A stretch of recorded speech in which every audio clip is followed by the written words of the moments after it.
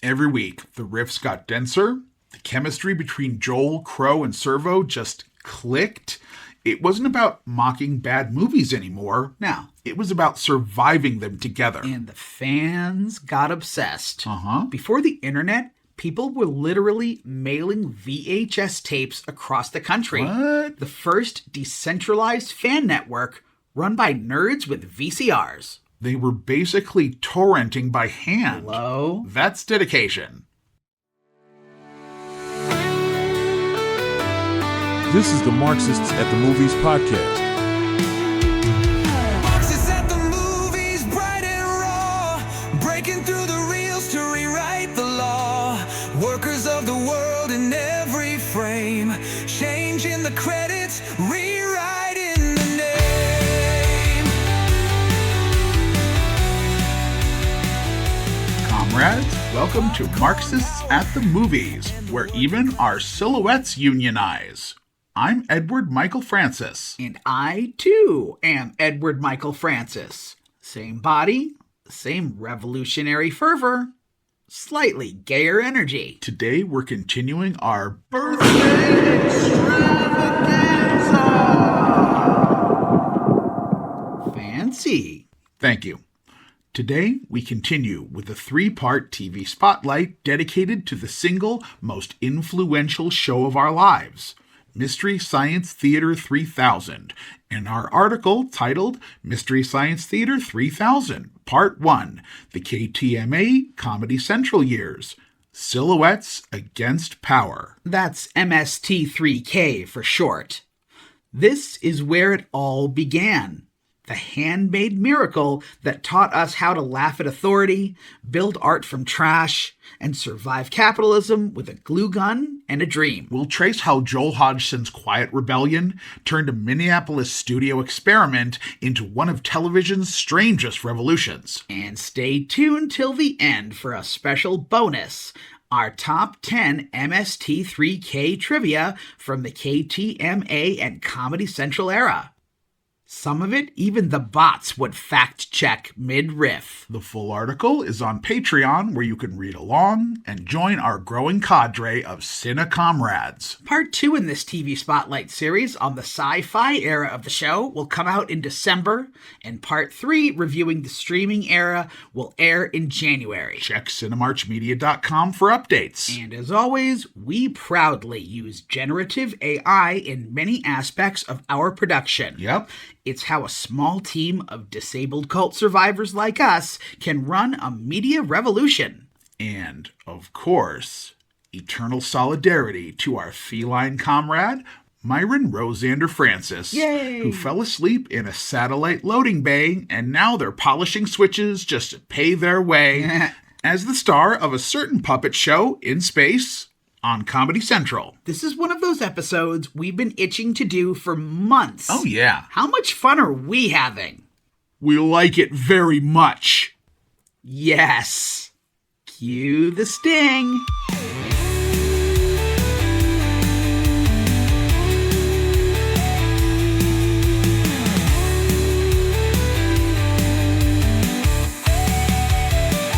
About spoiler warnings, folks. Ears open. Spoiler warnings are like Dr. Earhart and Beeper. They suck and are better off not a part of the official canon. Yeah. We said what we said. Full plot details ahead. You've been warned. Sweetie, not the beeper slander this early. We are starting spicy. Hey, it stinks. Wah, wah, wah. This is the one, folks. The granddaddy of our influences. The show that rewired our brains just as we were discovering what humor even was. Oh yeah, if people ever ask how to get us, this is the syllabus. MST3K, and maybe a side of Star Trek The Next Generation. Exactly. Our Crow and Servo figurines are literally staring at us right now from the desk, smug as hell in their cultural dominance. As they should be. Those little guys have more charisma than half of Hollywood's writers' rooms. We came of age at the dawn of the cable TV explosion. Born in 1979 suburban Chicago, cable before we had memories, right? So much. That explains everything. Right? Television was our teacher, our companion, our source of endless mixed messages. It shaped us in ways both profound and absurd. So basically, Nickelodeon raised us, and Joel Hodgson rewired our neurons? Pretty much. We first found MST3K not long after Comedy Central appeared on our lineup around 1991. I remember. At first, we'd flip past it. Just another weird thing on a weird channel. But then, one fateful day, boredom struck. And we stopped flipping. Suddenly, we're hearing this movie dialogue and three voices riffing over it. Our little neurodivergent brain went, "What is this chaos?" Yeah, it's a bishop's buffet of sensory overload. But rhythm is our home language, and this show moved right. Very much. The cadence, the timing, the avalanche of punchlines. There was nothing else like it. 700 jokes in 100 minutes, lady. Shit. You need focus, agility, hydration. And a therapist. Multiple. But that's how it hooked us. It trained our brain to listen fast and to think in timing. And to fall for puppets. Always. Our Aunt Donatella was into it too. Quick-witted, genuinely funny, but heavy life. She fought addiction for years. Oof. The funny ones always carry the biggest wounds. Quite right. She's been gone for a while now, but we still think of her when we watch MST3K. She'd giggle at every riff, and Crow was her favorite, just like ours. She had taste. Every year, she'd call us on our birthday just to talk about whatever episode they'd done. Like a little annual transmission from the satellite of love. She wasn't always around, but she saw us, like, really saw us. Really? Three-dimensional. And now, she's part of the story. We're not just reviewing a show. We're honoring a bloodline of weirdos. Precisely. This one is for you, Auntie. So the premise was simple enough. Okay. A guy trapped in space by mad scientists forced to watch terrible movies to measure the effects on his brain. The kind of experiment capitalism would absolutely fund if they could figure out how to monetize the data. And instead of snapping, he builds robots to keep him company. That's either mental health or unionizing, depending on how you frame it. Right on. What started as a cheap gimmick turned into one of the most coherent mythologies ever. Let's start with KTMA, the basement years, where every camera angle looked like it was shot on a dare. Joel plays Joel Robinson, the janitor from Gizmonic Institute, who gets shot into space by his evil bosses Dr. Forrester and Dr. Earhart. The Satellite of Love, named after that Lou Reed song, becomes both his prison and his workshop. And up there, he builds the crew. Crow, Servo, Gypsy, well, GPC, and Cambot, the silent camera guy who never gets a union break. I love that even the camera was a character. For sure. It's such a meta touch, like, hey, remember, you're complicit in this too, viewer. And can we talk about how Servo didn't even start as Servo? Oh? His original form was Beeper, a tin can who just beeped. Beeper was an experiment in what happens when a personality chip is replaced with Clippy. The fans tolerated it for maybe 5 minutes before everyone quietly agreed. Never again. So when the show made the leap to Comedy Central, Joel rebuilt him. Gumball machine head, little hover base, the whole deal. And suddenly, Tom Servo is born. Charisma stat, maxed. That's the kind of creative alchemy we live for. Turning failure into camp legend. And speaking of camp, watch out for snakes. Did you just ega us? Sorry. Reflex.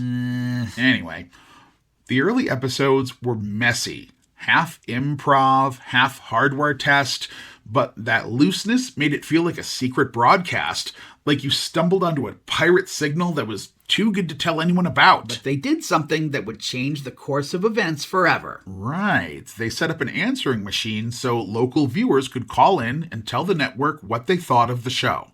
For those of you under 80, an answering machine was a little gizmo with tape in it that people had next to their home phones before voicemail. And the response was unprecedented. Quite right. The tape in the machine filled up within a few hours. They knew they had something, so they started shopping it around. And then 1989 hits and Comedy Central picks it up.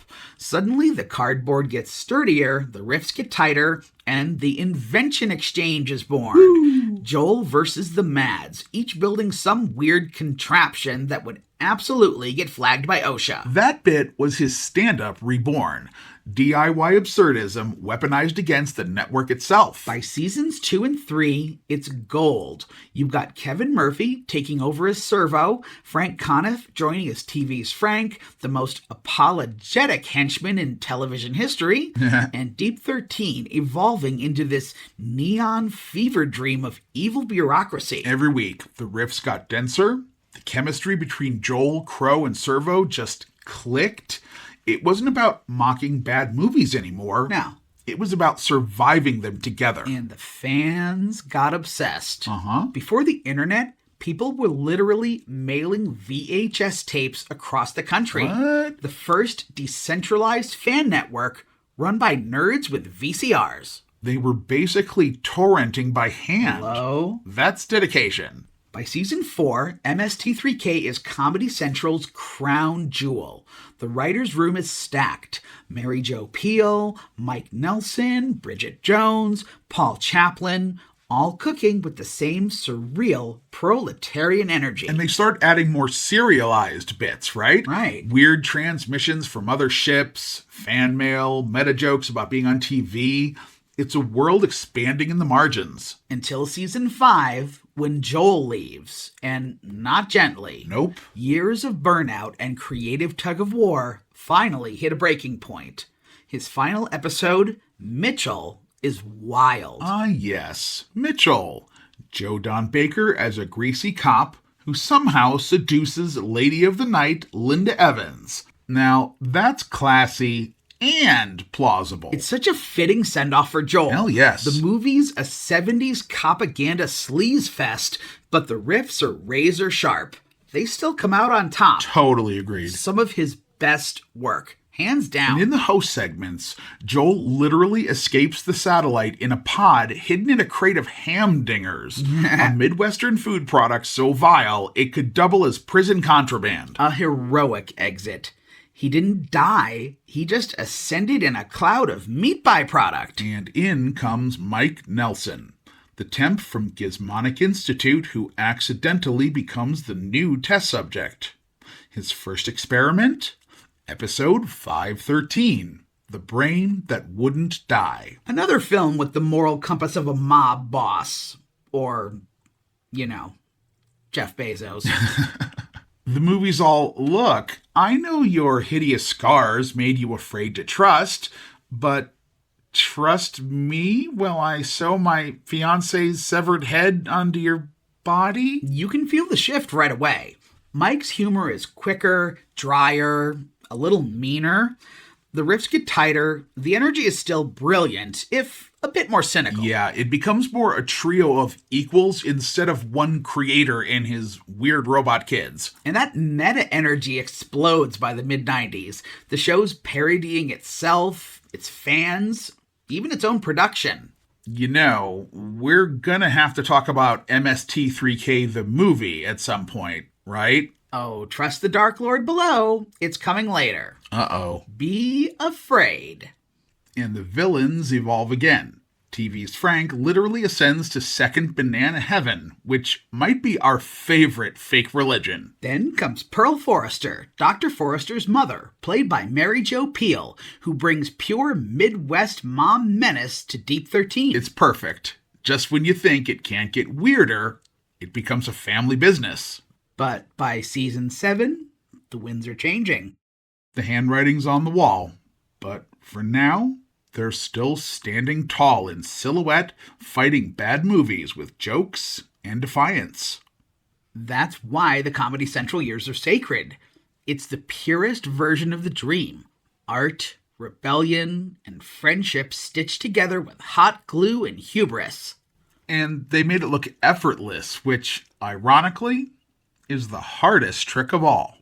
And we've got commercial sign.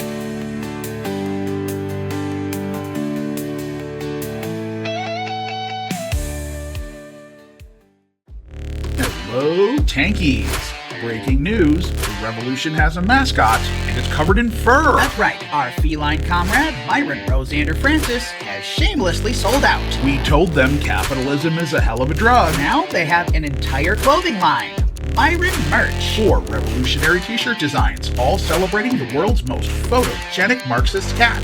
Perfect for protests, podcasts, or naps on the means of production. You can find them at www.cinemarchmedia.com/Myron Merch. That's cinemarchmedia.com/MYRONMERCH. Or just visit cinemarchmedia.com and click on the menu option for Myron Merch. Check out the 2 of Myron as Che Guevara. Those are my favorite. Support independent art, look incredible doing it, and remember, every purchase helps feed one very spoiled little comrade. cinemarchmedia.com/Myron Merch. Welcome back. To really get how this thing started, you have to picture Joel Hodgson before the robots, standing on a stage in the early 80s with a staple gun and a bucket of junk, making jokes nobody fully understood. Did you ever see those clips from his Letterman sets? Yeah, he walks out with total deadpan energy, shows off a gadget that doesn't work, and somehow the failure is the punchline. Yeah. It's like if Andy Kaufman grew up near a Menards. Exactly. Half the audience laughs, half of them look scared, and Joel just stands there like, this is fine. He was the anti-comedian in a decade addicted to applause breaks. And when Hollywood came calling, they didn't get it at all. Agents kept pushing, can we turn this into a sitcom? Maybe an action figure line? Can you imagine Joel Hodgson, Saturday morning cartoon superhero? The merch alone. That's a scary thought. But he burned out instead. By 85, he's done with the grind, moves back to Minneapolis, and starts teaching and building weird little inventions again. It's like a creative detox. And that's when KTMA shows up, the local TV station held together with duct tape and prayer. They needed cheap programming, and Joel pitches this idea about riffing on bad movies with homemade robots. They basically say, sure, if you can make it yourself. And he does. Uh-huh. Cardboard, Tupperware, gumball domes. It's like the Salvation Army version of science fiction. Why does that make us love it more? Because it's honest. It's the first TV show that looked like how working class creativity actually feels. Accurate. Making art out of leftovers. Remember Junk Drawer Helper from First Spaceship on Venus? Do.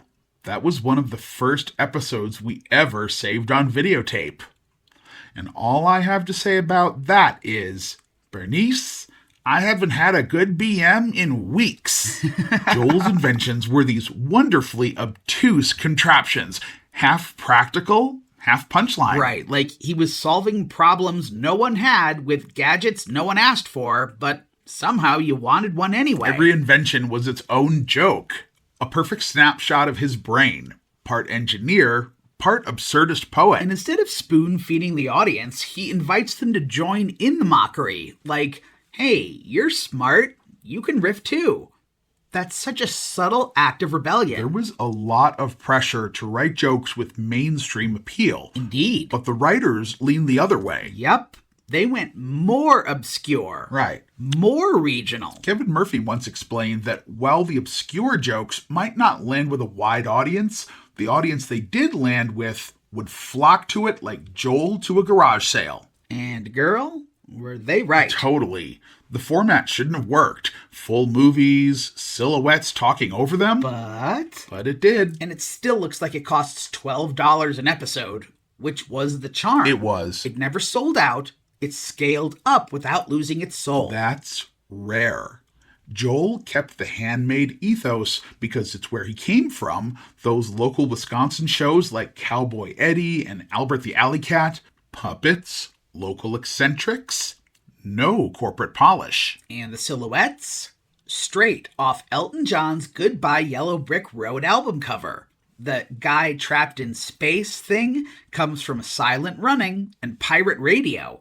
Who else would mash that together? It's such a collage of outsider influences.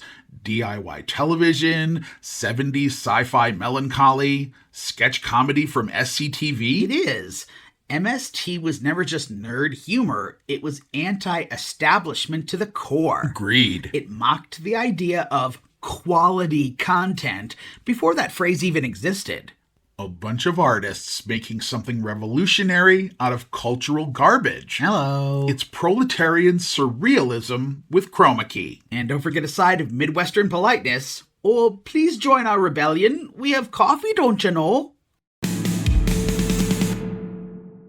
Okay, let's call this show what it is. Which is? A literal class war in orbit. Bingo. A worker gets kidnapped by his bosses, forced to consume garbage for research, and somehow builds a union out of spare parts. Truth. Mystery Science Theater 3000 starts like a B-movie premise, but underneath it's a case study in labor under late capitalism. Boom. Surveillance, manipulation, and the lie that cruelty equals science. And at the heart of it is Joel Robinson, the worker subject, the janitor who becomes the revolutionary. Joel Hodgson plays him like your chill older brother who somehow got on TV. Yeah. He's weirdly calm for a man being psychologically tortured. Well, that half-stoned energy? Yeah. Completely performative. Best Brains was known for being straight edge, and the story goes that Joel only looked that way because he'd filmed the pilot after not sleeping for 4 days. The crew liked the mellow vibe so much, he just kept it. And it made the satellite feel safe, like the first TV show where no one's trying to sell you a soda. And that's radical. Joel isn't a scientist or a hero. What is he? He's a worker. Nailed it. He's creative, competent, and expendable. Gizmonic Institute sees him as a test subject, not a person. The whole setup is capitalist allegory 101. The worker trapped in the system's machinery, forced to engage with its cultural output until he forgets he's trapped. But he refuses. Instead of consuming, he creates. He builds life out of trash. Crow, Servo, GPC, Cambot, a literal workers' collective formed from scrap. The satellite of love becomes a factory of resistance. Say it again. Meaning over profit. Always. Remember the first Christmas episode? Santa Claus conquers the Martians? Yeah. And no, newbies, that's not a typo. Right. But I mean one moment. Okay. The moment GPC gives the satellite her present. We won't spoil it if you haven't seen it, but it'll warm your cold communist heart. And those invention exchanges, they're not cute sketches. They're weekly acts of defiance. Joel creating joy under coercion, reminding us imagination survives, even inside the machine. That's the power of refusal. He doesn't escape the experiment. He redefines it. Then season 5 hits and Joel actually does escape. The worker walks out and management replaces him. Enter Mike Nelson, the temp who accidentally becomes the new test subject, which symbolically is perfect. He's the replacement. Right. Mike was the head writer in real life, and on screen, he's the exhausted coworker who's seen too many memos. His energy is sharp, cynical, kind of over it. The tone shift is real. Under Joel, the show felt like a slumber party. Under Mike, it felt like the late shift. Still funny, just with fewer musical numbers and a lot more Mike in drag for some reason. Yeah, apparently Mike hated being in drag, so the writers made sure to do it a few more times. Mature. It's hilarious on screen, but you can feel the shift happening, both in front of and behind the camera. This isn't Joel's scrappy basement theater anymore. It's a more corporate playground now. The Clack brand croutons got replaced with office backstabbing. Yeah. You can practically smell the misogyny. What does misogyny smell like, exactly? Axe body spray, Guinness, and the inside of a Dodge Ram. Have you ever smelled the closets inside a frat house? If so, you're halfway there. And that's not a dig at Mike. He's brilliant, but yeah, stuff changed. Totally. It went from we're surviving this together to we're enduring this alone. Headline. That's the ideological drift. The DIY commune becomes another workplace. And then, decades later, Mike goes full mask off online. Shocker. His politics lean hard right, which, in hindsight, makes his cynicism feel less charming. It reframes that whole era. The riffs start to sound less like workers mocking the boss and more like burnt-out employees sneering at the audience. Still sharp, still funny, but missing that gentle solidarity Joel carried. He did make one sexy Janeway, though. I'm sure he would be horrified to hear you say that, and to that we say, boo. Meanwhile, downstairs in Deep 13, you've got Dr. Clayton Forrester, the perfect bourgeois villain. He's not evil because he's mad. He's evil because he manages. Quite. The guy weaponizes culture. He takes the worst capitalist movies, empty, formulaic propaganda, and uses them as instruments of control. He's the embodiment of content strategy. Thank you. The experiment? It's about obedience. And Trace Beaulieu plays him with this manic glee, like a man whose ego got tenure. Legend. He's the middle manager who calls himself a visionary. It's perfect satire. His authority's entirely performative. He needs Joel's acknowledgement more than Joel needs air. That's why his transformation in Laser Blast, when he turns into the Star Child a la 2001 A Space Odyssey, is the ultimate joke. Without his loyal subjects, the king of the laboratory, the big boss, literally shrinks. The revolution infantilizes him. It's Marxist slapstick. And then there are the collaborators, Dr. Earhart and TV's Frank. 2 ways to sell your soul. Earhart's the true believer. Hurts people for research. You can practically hear him saying, the data supports our cruelty. And we'll just say it. We don't think J. Elvis Weinstein was a positive addition to the show. Nuh-uh. On top of coming off, in our humble opinion, like a snotty, overprivileged teenager, the man was a redwood. Totally. He sounded like he was reading cue cards from 100 yards away. We will give him this. He somewhat redeemed himself in the streaming era, but In 1990, everything we've read does not cast him in a positive light. they always go, he was just 17, which sounds like code for, we didn't like working with him, but we're trying to be polite. Part of us wants to chalk it up to youth. And at the same time, There's something to be said for being flexible and a team player, especially when you're surrounded by literal puppets who were easier to work with. still, at least everyone saw the writing on the wall and parted ways before it got ugly. Meanwhile, Frank's just a guy trying to pay rent. He's the low-level worker enforcing policies he hates because the bills won't stop. And Frank Conniff makes him heartbreakingly funny. He does. Awkward, apologetic, but complicit. Yeah, he's us on a bad day. We all think we'd rebel, but most of us would show up anyway. And when he ascends to second banana heaven, it's not a reward. The system discards him the moment he is unnecessary. What's our favorite Frank moment? Oh, dearie my, no contest. The Mace Moose. Yes. Episode 522, Teenage Crime Wave. I'd love to know how they had any usable takes. They had to be cracking up constantly during that bit. Frank was the GOAT. What's your favorite TV's Frank moment? Let us know in the comments. Then Pearl Forrester steps in. Diva. Management by inheritance, nepotism going interstellar. And that's the final joke of the Comedy Central years. Even in space, the class structure regenerates. But Joel's ghost still lingers in every frame. The worker built something that outlived the experiment. And that, my friend, is the purest kind of rebellion. And it's commercial sign, folks.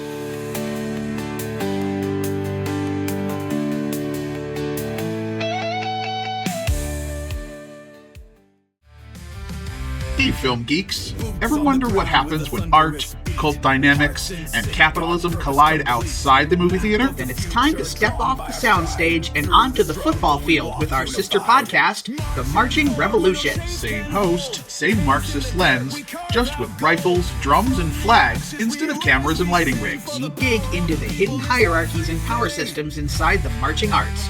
Drum corps, color guard, indoor percussion, marching band, the whole sparkly, sweaty spectrum. Think Spotlight meets Drumline, but everyone's wearing sequins. And the only thing multiplying faster than the drill sets are Nick Cannon's dependents. We expose how competitive performance culture mirrors capitalism, cults, and class warfare. New episodes drop every fourth Sunday on Patreon with a wide release the following Thursday.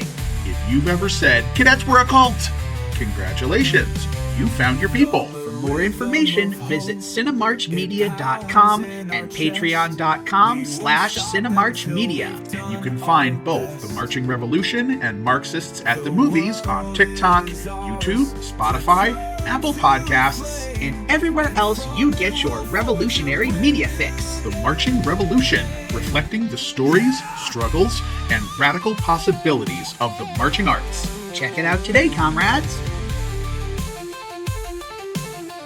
Welcome back. You can tell a lot about Mystery Science Theater 3000 from its robots. They weren't slick or shiny. They were scavenged from the bones of capitalism. Do tell. Crow's head came from a soap dish and a lacrosse mask. Servo's dome, a gumball machine. His body, a coin-counting bank. GPC's neck, literally a vacuum hose, and her body, a child's car seat. Every inch of them was consumer junk reborn as art. And the sets were born of the same ethos. Did you notice the hungry hippo on the back wall? Sure. What about the Star Wars Millennium Falcon playset? Now that one's new. They were recycling before it was cool. Punk in form, socialist in spirit. The bots are what happens when you look at a landfill and go, I can work with this. Tell it. They're living proof that you can create something soulful from the refuse of American excess. And each one represents a different part of us. Crow's the trickster, sarcastic, relentless, chaotic good with impulse control issues. He's pure id with a gold paint job. Servo's the opposite. He thinks he's a genius, quotes Shakespeare, then turns around and does a butt joke like it's high art. He's that guy at the open mic who's read Ulysses but still laughs at penis. And we mean that lovingly. Then there's GPC. Yay! Eternal, distracted, always doing the actual work. She's running the whole ship while the boys make jokes. Spot on. She's the overworked heart of the operation. It's giving middle management mom who just wants one night off. She keeps everything running. Life support, movie sign, probably payroll. Exactly. She's the only one maintaining infrastructure while everyone else debates whose bit lands first. And for that, we proudly name GPC this week's honorary comrade for her tireless, unseen labor in the struggle against chaos. From each according to his riff, to each according to her patience. And don't forget Cambot. Of course. The quiet one behind the camera. The show's literal point of view. Never speaks, but always sees. The silent laborer of the group. No credit, no dialogue, just endless documentation. You can practically feel the Marxism radiating off that lens. During the KTMA era, the bots were barely personalities, more like test pilots for the weird. It's like watching stand-up comics build their act mid-bit. But once they hit Comedy Central, everything sharpened. Crow got snarkier, Servo got brainier, and GPC went from side character to emotional backbone. The writing matured without losing the garage band heart. Think of it like the difference between This Island Earth and Manos. And yet, it still feels like your friends goofing around in a rumpus room. That's the miracle. So true. The chemistry between human and machine evolved, but the mission never changed. Question authority, mock the powerful, and find joy in resistance. And that's why they endure. The bots aren't just comic relief, they're laborers, artists, and comrades. Print the t-shirt. Homemade voices of the working class laughing in the face of mass-produced mediocrity. They're what happens when defiance learns to crack a joke. And gorilla tape it together for the next shift. So here's a question. Yeah? Who actually wants to watch 20 terrible movies back to back just to find one that's the right kind of terrible? Apparently Frank Conniff did, or maybe he just didn't say no fast enough. So here's what actually happened. Talk to me. The crew had already picked the 1969 biker film The Side Hackers for season 2.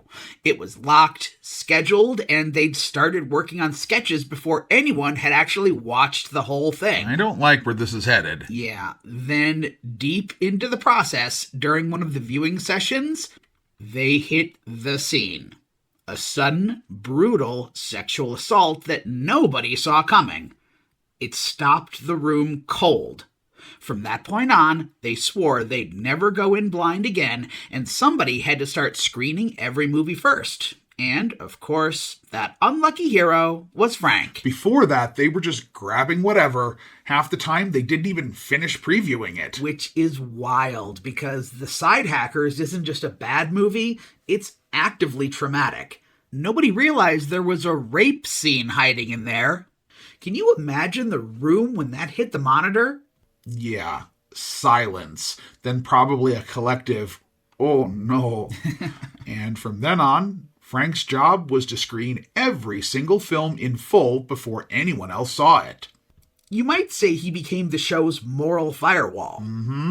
Not to make the movies better, but to make sure the badness was safe to laugh at. And the man took it seriously. 20 movies per usable episode? Damn. That's martyrdom by VHS. So he watched Gamera versus Zegra like 5 times? Hey, at least Gamera is really neat. And he is filled with turtle meat. Now everyone sing. We both love you, Gamera.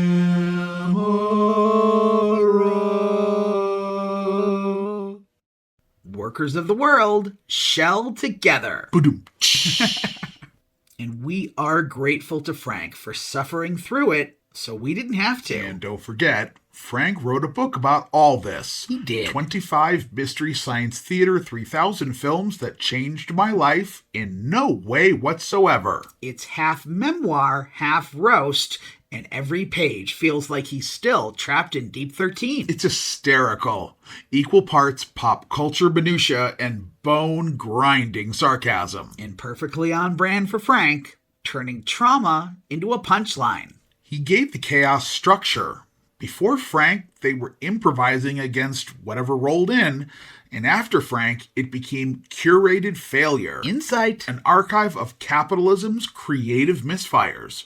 So instead of find the worst movie, the rule became find the one that tells on itself. Perfect way to put it.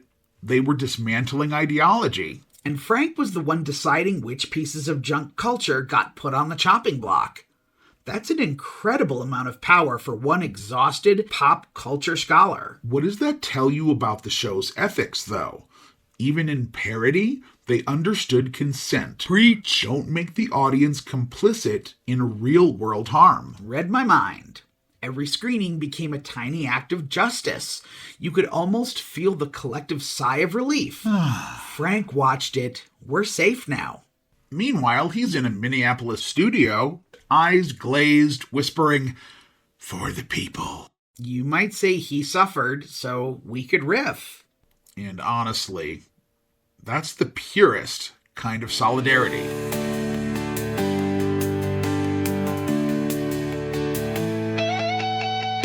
here's something people rarely say out loud. Yeah? Mystery Science Theater 3000 was queer as hell. Absolutely. You can feel it in the air, right? Hey. Especially between Dr. Forrester and TV's Frank. Couple goals. That wasn't just boss and henchman.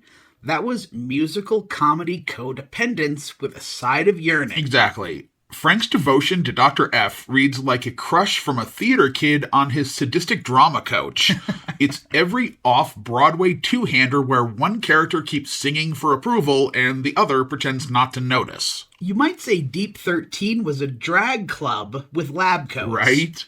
The aprons, the velvet jackets, the musical numbers. It's pure camp. And the beauty is that none of it's ironic. No. It's sincere ridiculousness. That's what makes it so subversive. Queerness here isn't about sex. It's about refusal. Refusal of hierarchy, masculinity, polish. Say it.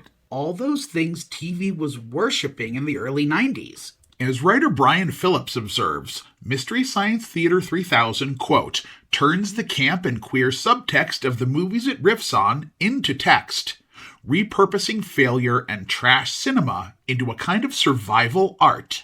And Joel, Satan bless him, was the perfect avatar for that. Agreed. No swagger, no guns, just a quiet crafter who'd rather paste together friends than fight his way home. Indubitably.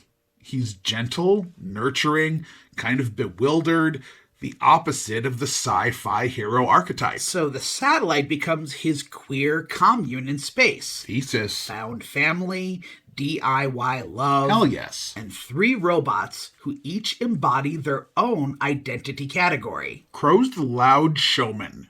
Pure theater queen energy. Servo's the sensitive intellectual. Basically a literature major in a bubble dome. And GPC is the high femme backbone holding everything together while the boys spiral. So in a way, this ship's crew is every queer friend group ever.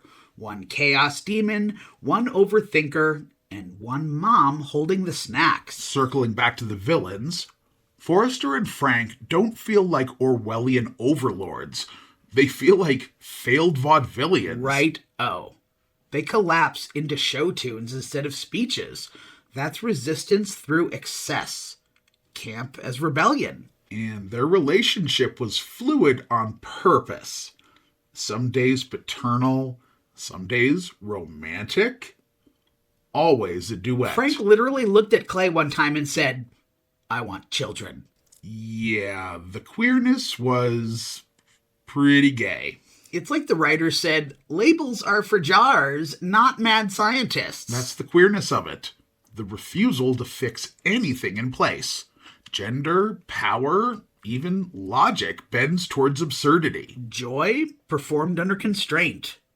The purest definition of queer art. But then, it fades. Sadly, Frank ascends to second banana heaven, Pearl steps in, and suddenly the energy shifts. Now, we adore Pearl and Mary Jo Pehl, so this isn't about her, but again, things really shifted. Maternal authority replaces camp devotion. The songs stop, the flirtation dies, and everything hardens into normal. What does that tell us? The revolution was fine as long as it stayed silly, but the moment it felt dangerous, it had to be tamed. Preach. The queerness goes underground, still pulsing in the robots and the rhythm, but declawed. A capitalist sleight of hand turning radical play into TGIF branding. And that's how the Satellite of Love went from a queer utopia to a workplace comedy in space. Still funny, still brilliant, but a little less free. Prepare for commercial sign, comrades.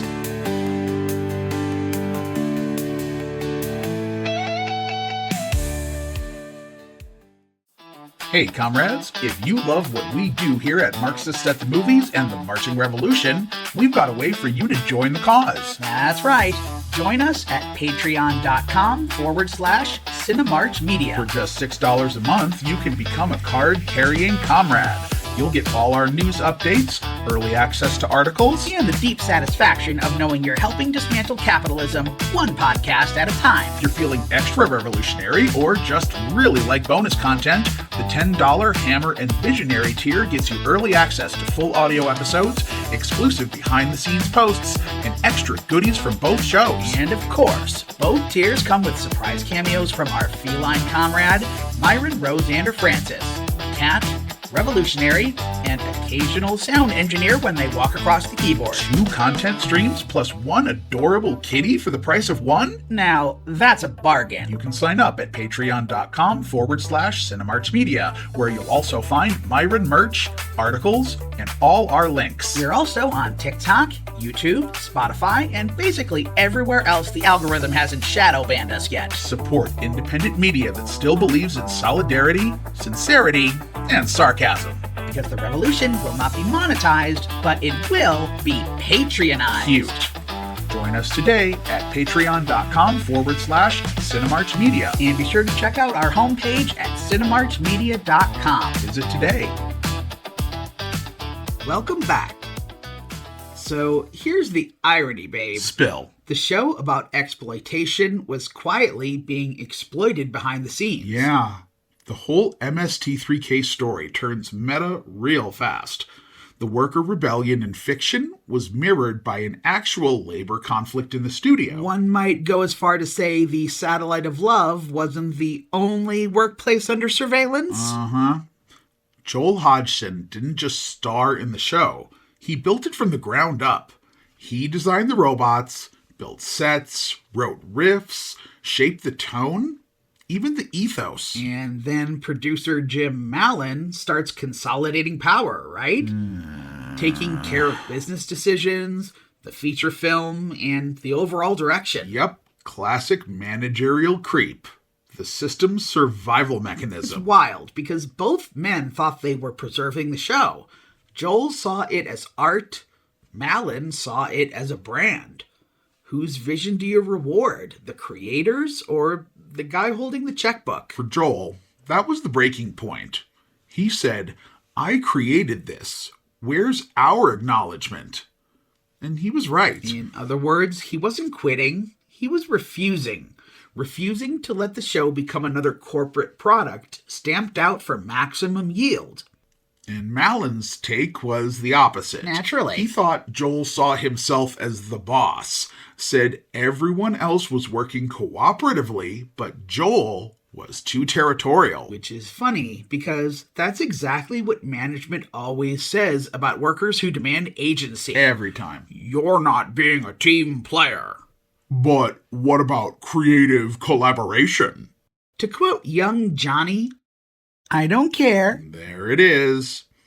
Anyway, it's textbook. Frustrating. Creator-producer tension framed as personality clash to obscure the class conflict underneath. That's so real.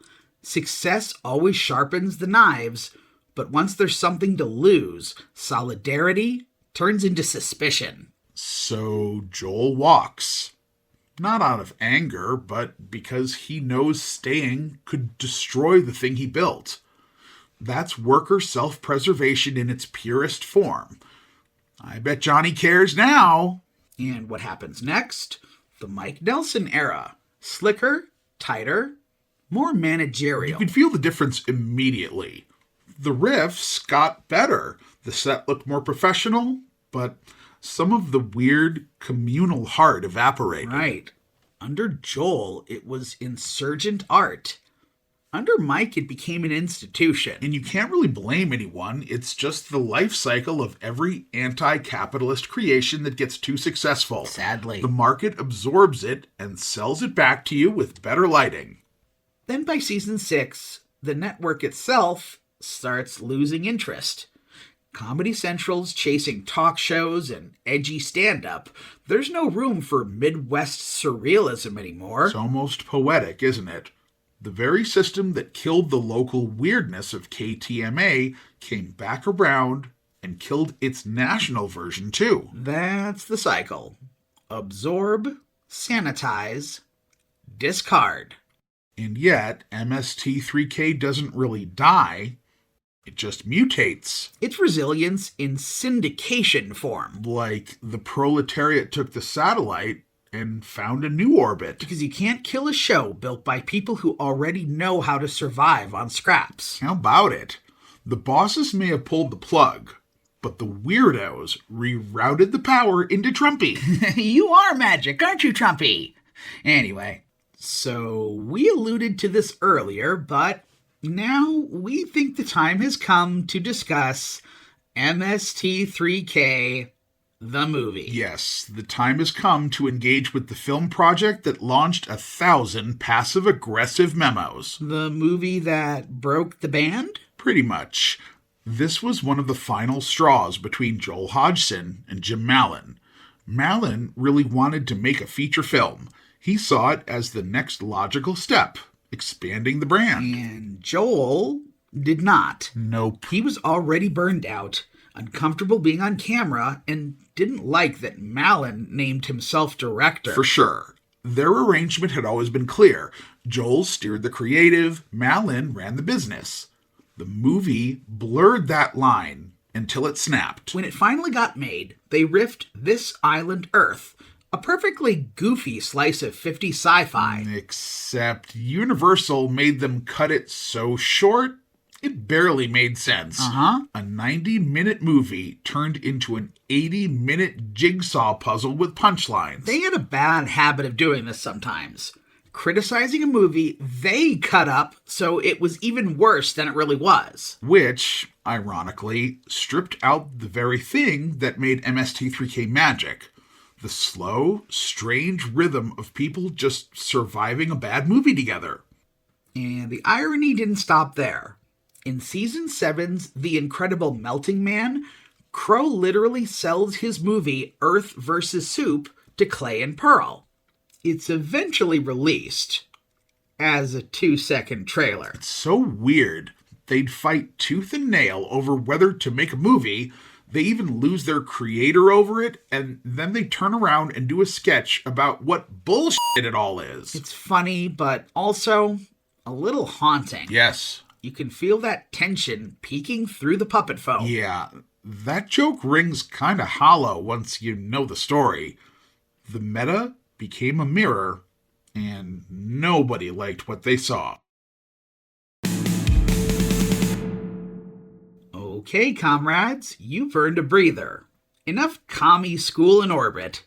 It's trivia time. Finally. Though if anyone's hungry, maybe skip Torgo's Pizza. Oh, my Satan, and never order the crazy bread. The delivery guy takes forever due to his cherub legs. Oh, is that what those were supposed to be? Anyway, let's get into the weird little facts that prove this whole show was basically held together with liquid nails and hope. Number 1, the very first KTMA episode, The Green Slime, never actually aired. It was just a test to see if the idea worked. Which means Invaders from the Deep is technically episode 1. The Green Slime became the stuff of tape trading legend, the show's own lost pilot myth.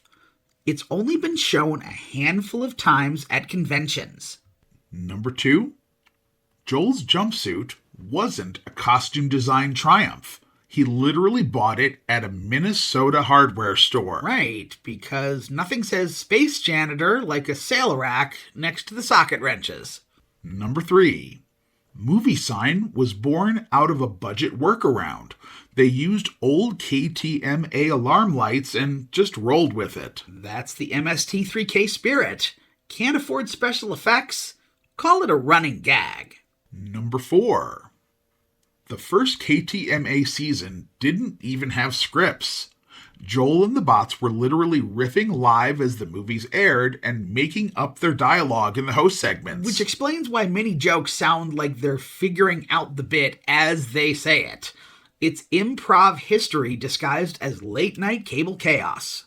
Number 5, KTMA's master tapes, gone. Dope! Taped over when the station folded. Which means the entire early run survived because fans recorded it off-air.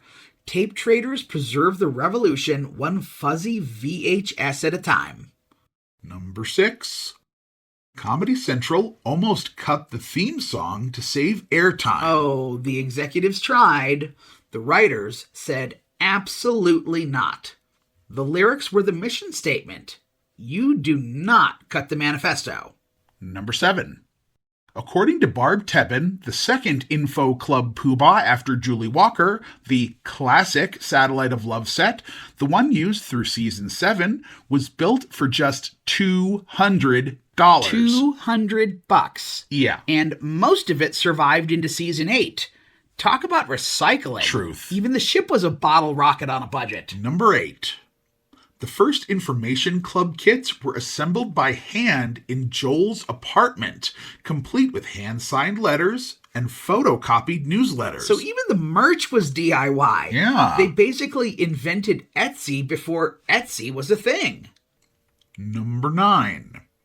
The fan mail read on air, totally real. They just picked the funniest or sweetest letters from actual viewers. That's why it felt like community TV. That's exactly right. Because it literally was. They got everything.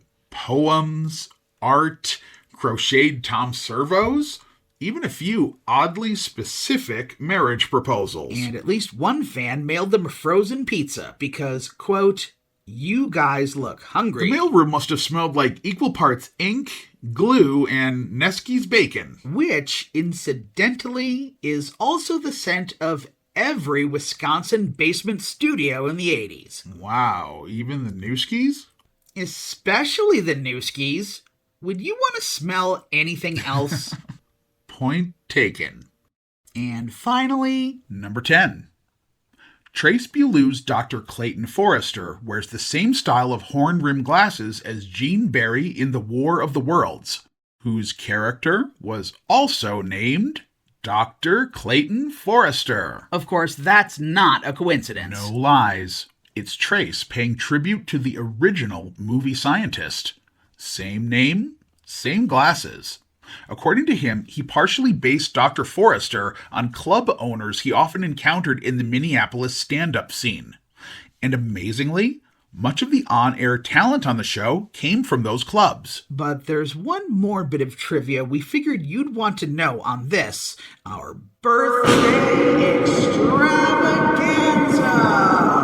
extravaganza. And that is our favorite episode. Of course, we almost forgot. Our favorite episode is The Beginning of the End, Season 5, Episode 17. yes, the Bert I. Gordon Pain Parade. Peter Graves as a scientist in a deadly game of cat and mouse with grasshoppers. Yes, really. Bugs on postcards, awful process shots, and a swarm marching on Chicago. Or a terrible facsimile thereof. Honestly, the movie isn't that bad. The Albert Glasser score slaps, and with a budget, it might have worked. Yeah, well, It didn't, so it became MST fodder. fortunately, the riffing is scalpel sharp, and the host segments are firing on all cylinders. Peak Comedy Central energy. What's your favorite Mystery Science Theater episode? Who's your favorite host? Is it Joel, Mike, Jonah, Emily? Joel again? Be sure to let us know in the comments, and throw us a like if you're feeling generous. So, there you have it. 11 reasons Mystery Science Theater 3000 was equal parts labor, luck, and lunacy. And proof that sometimes garbage is the most honest art form of all.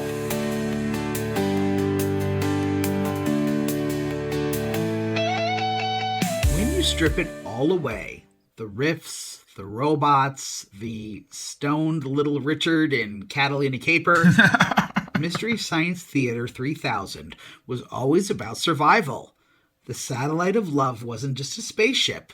It was a factory, a prison, a commune, and somehow a family. Yeah, it's what happens when people refuse to stop creating, even when the walls are closing in. Joel and the Bots showed us that resistance doesn't always look like protest signs. They did. Sometimes it's just laughing in the dark together, finding connection in captivity, and refusing to let bosses have the final word. And even this show, this pure little island of weirdness, couldn't escape gravity. Predictable. Capital kept tugging. Networks wanted polish, and executives wanted runtime cuts. Indeed. Behind the laughter, it was constant triage, keeping the joy alive inside a system designed to grind it down. The artists made meaning from trash, but the rights and profits went elsewhere. That's the cruelest irony, right? The show that mocked capitalism got devoured by it anyway. And yet it never stopped meaning something real. Never. When we think of MST3K, we don't just see silhouettes in a theater. We see workers at terminals, artists building hope from scraps. We see a lonely kid in suburban Chicago learning that laughter can save your life. Hey, that's us. Yeah, us and the people who pass that love on to me and you. The ones who aren't here anymore, but whose laughter still echoes every time we rewatch an episode. That's the secret of the satellite. It was never really about space. It was about connection. Correct. MST3K taught us that pop culture isn't sacred. You can lampoon and love a piece of art at the same time. You can build something beautiful out of refuse. Or as Joel might put it, you are part of the circus of Dr. Lou. Deep cut. Of course. It's a blueprint for how to stay human in the machine. Laugh at what tries to break you, build joy from junk, and never stop mocking power. Which finally brings us to our hammer and sickle rating, which is 4 out of 5. for its anti-corporate ethos, handmade rebellion, queer undercurrent, and the way it made us believe community could exist even in orbit. Stay tuned for part 2, Mystery Science Theater 3000, The Sci-Fi Years, 1997 through 1999. The future is corporate. The storm clouds are gathering. Yes, but for now, let's sit back, relax, and enjoy the view of the cool thing.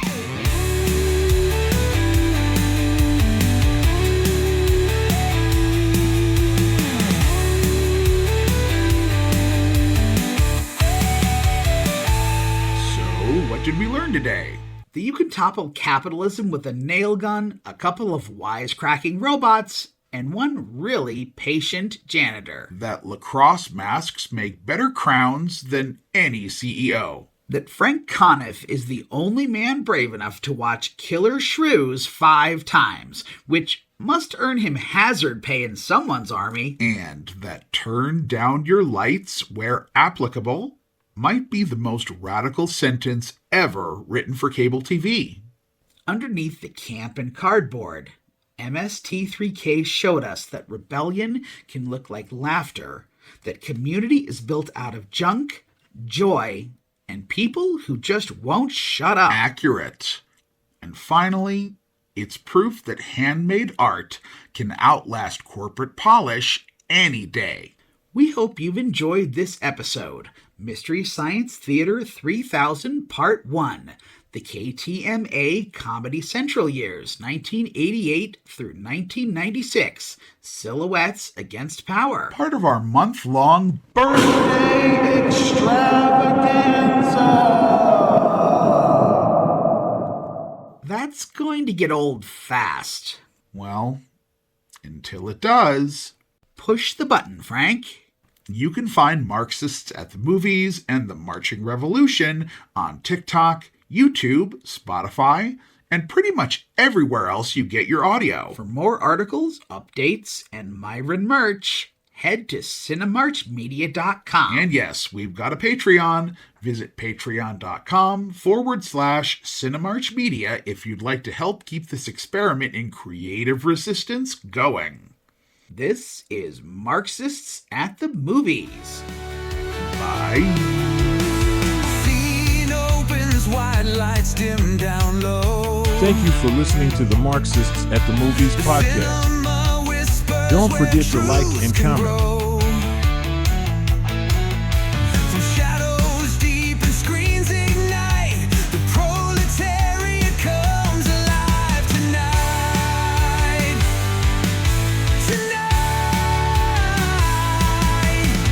Marxists at the movies, bright and raw, breaking through the reels to rewrite the law. Workers of the world in every frame, changing the credits, rewriting the name.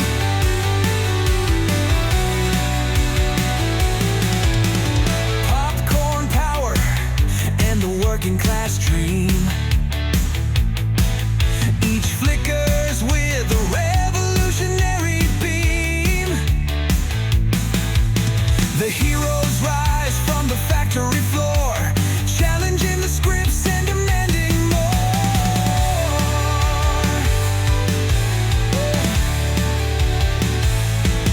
Behind the velvet curtains lies the fight. Directors of destiny taking the light. The dialogue chimes with justice in stride. The proletarian walks where stars collide.